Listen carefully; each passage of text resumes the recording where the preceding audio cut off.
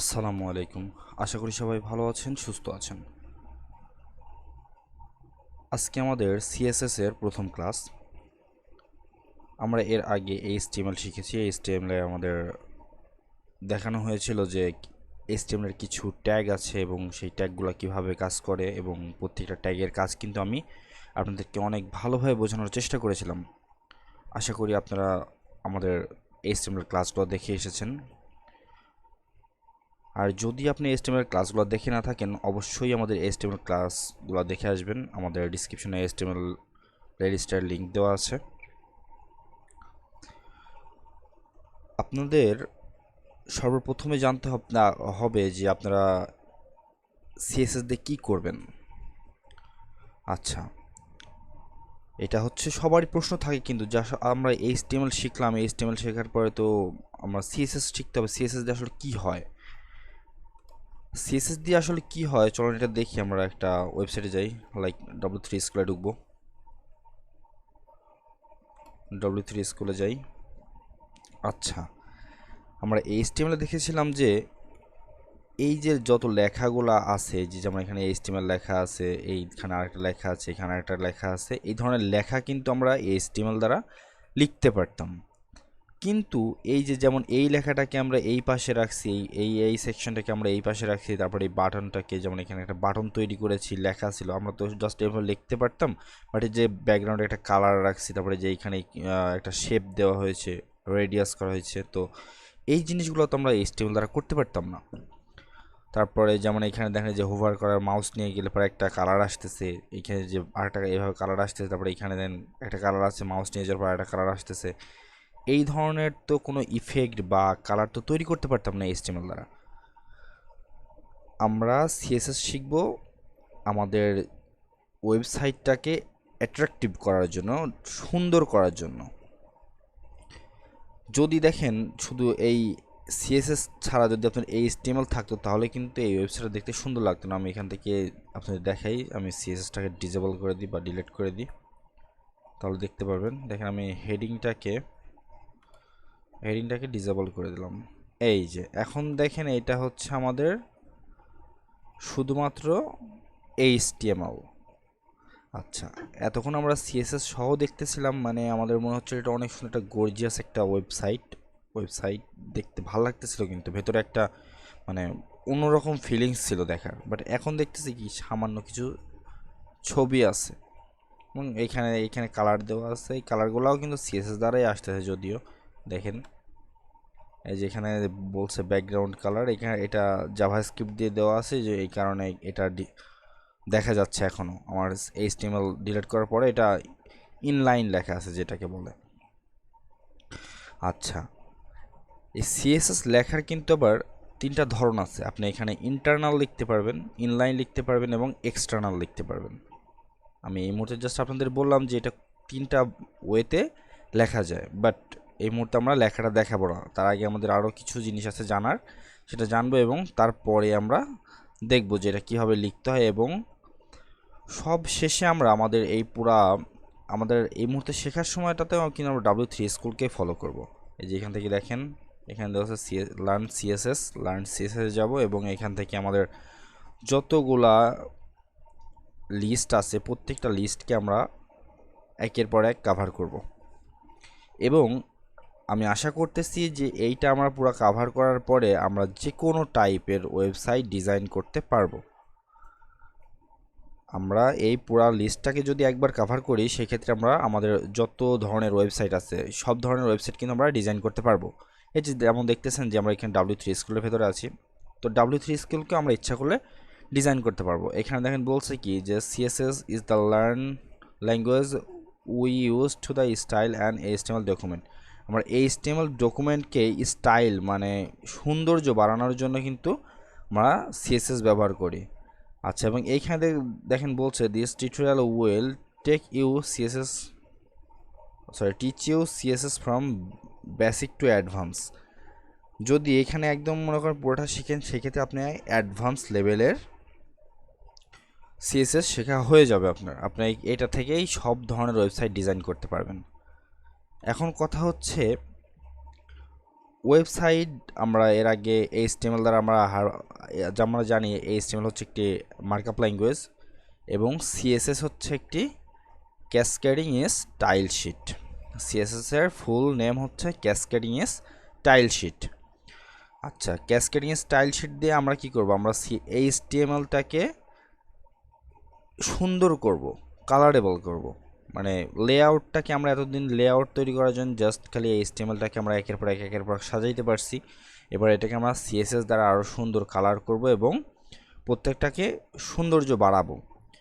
আচ্ছা, এখন কথা হচ্ছে যে আমরা HTML CSS শেখার পরে কি কাজ করতে পারবো এটা দ্বারা কোনো মার্কেট প্লেসে বা কোথাও কি আমরা এটা নিয়ে কোনো কাজ পাবো? হ্যাঁ, যদি আপনি ভালো মানের CSS জানেন সেই ক্ষেত্রে আপনি শুধু CSS জানলেও কাজ করতে পারবেন। শুধু CSS জানলে কাজ করতে পারবেন বলতে কি, এটাতে আপনার খুব বেশি ভ্যালুয়েবল হবেন না, তবে এটার সাথে আপনার সামান্য কিছু জাভাস্ক্রিপ্টও জানতে হবে এবং সেটার জন্য অলরেডি আমাদের চ্যানেল টিউটোরিয়াল আছে। তো সেখান থেকে আপনারা জাভাস্ক্রিপ্টও শিখে নেবেন। তো জাভাস্ক্রিপ্ট শেখার আগে কিন্তু আপনার অবশ্যই মাস্ট বি CSSটা শিখতে হবে। CSS না শিখে আপনি কখনোই জাভাস্ক্রিপ্ট শিখতে যাবেন না। এখন কথা হলো যে আমরা এখানে চলেন আমরা থিম ফরেস্টে যাই, themforest.com-এ যাই। আমরা জানি থিম ফরেস্ট হচ্ছে একটি বিগেস্ট মার্কেট প্লেস আমাদের ওয়েবসাইটের টেমপ্লেট বা CMS সেল করার জন্য। তো এখান থেকে আমরা একটা ওয়েবসাইট টেমপ্লেট চুজ করব। দেখি ফুড HTML টেমপ্লেট নেই, ফুড HTML টেমপ্লেটটা এখান থেকে দেখেন একটা আমরা টেমপ্লেট ভিউ করি, একটা না দুইটা তিনটা ভিউ করি, তাহলে আমাদের বোঝার জন্য সুবিধা হবে। এবং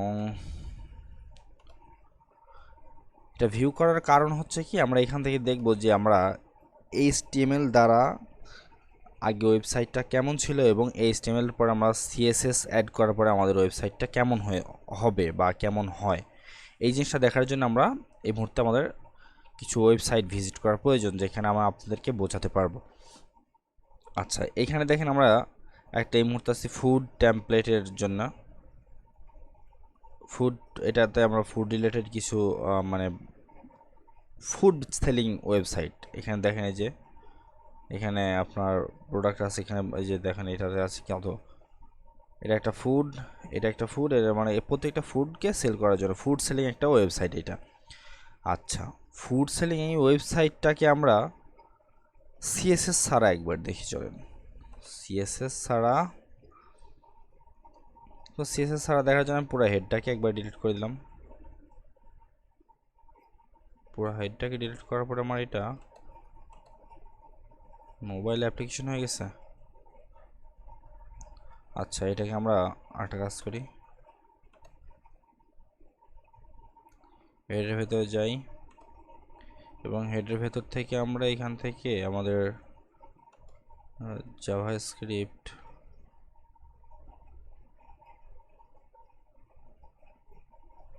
আচ্ছা, এটা সম্ভবত আপনার মোবাইল এবং এর জন্য এটাকে বলা হচ্ছে আপনার প্রোগ্রেসিভ ওয়েব অ্যাপ সম্ভবত। তাছাড়া এরকম হওয়ার কথা না যে আমি যখন এটা CSS ডিলিট করে দিচ্ছি তখন এটাতে অন্য স্টাইল চলে আসতেছে। তো এটার জন্য আমরা এখান থেকে জাস্ট রিসোর্সে যাব বা স্টাইলের এই ফাইলটাকে আমরা পুরা ডিলিট করে দেব। এই যে দেখেন এখন কি অবস্থা, আমাদের এতক্ষণ কেমন ছিল ওয়েবসাইটটা আর এখন এটার কি অবস্থাটা না হয়েছে, এটার কোনো না আছে কোনো স্টাইল, না আছে কিছু, উল্টাপাল্টা হয়ে গেছে। তো CSS দ্বারা আমরা কি করতে পারি, আমরা একটা ওয়েবসাইটকে অনেক সুন্দর করে সাজাইতে পারি, গোছাতে পারি, দেখার জন্য আরও গর্জিয়াস করে তুলতে পারি। আপনি যদি CSS-এ ভালো হন সেক্ষেত্রে আপনার অপরচুনিটি অনেক বেশি। আপনি চাইলে যে এইখানে দেখেন এই একটা থিম কতবার সেল হয়েছে, এটা 37 বার সেল হয়েছে, এটা 4 বার সেল হয়েছে, এটা 43 বার সেল হয়েছে। এবং এইটার আমরা আরেকটা জিনিস বেস্ট সেলিংটা দেখব, বেস্ট সেলার্স। এটা তো জাস্ট নর্মাল, এইখানে দেখেন সে $30 করে প্রাইস ছিল $30 এবং সে বিক্রি করছে 6300। আচ্ছা, এইখানে তার ছিল $14 করে, সে বিক্রি করছে 4.6K মানে 4600। এই রকমভাবে আমরা এই রকম ওয়েবসাইট মানে ওয়েবসাইট যদি ডিজাইন করতে পারি, সেক্ষেত্রে আমরা এই ধরনের টেমপ্লেটও ডিজাইন করতে পারবো। আর এই ধরনের টেমপ্লেট ডিজাইন করলে আপনার প্রচুর পরিমাণে সেল আসবে। আর এখানে দেখেন একবার এটাকে একবার হিসাব করেন যে যদি এখানে সে কতবার 1814 সেল করছে, 1814 বার সেল করছে এই একটা টেমপ্লেট। এবং এই টেমপ্লেটে কি এমন আছে যে এটাতে 1814 বার সেল করছে এবং সেটা থেকে তার কত টাকা ইনকাম হয়েছে। এবং এটা শুধু আজকে না, এটা আরও ভবিষ্যতে চলতেই থাকবে, একই অবস্থাভাবে এটা চলতেই থাকবে। যতদিন এই মার্কেট প্লেস আছে ততদিন এই থিমটা বিক্রি হতে থাকবে এবং এটার যে মালিক সেটার রেভিনিউটাকে গ্রহণ করবে। তো দেখেন এখান থেকে আমি একটা ভিউ করি, এই টেমপ্লেটটা ভিউ করি।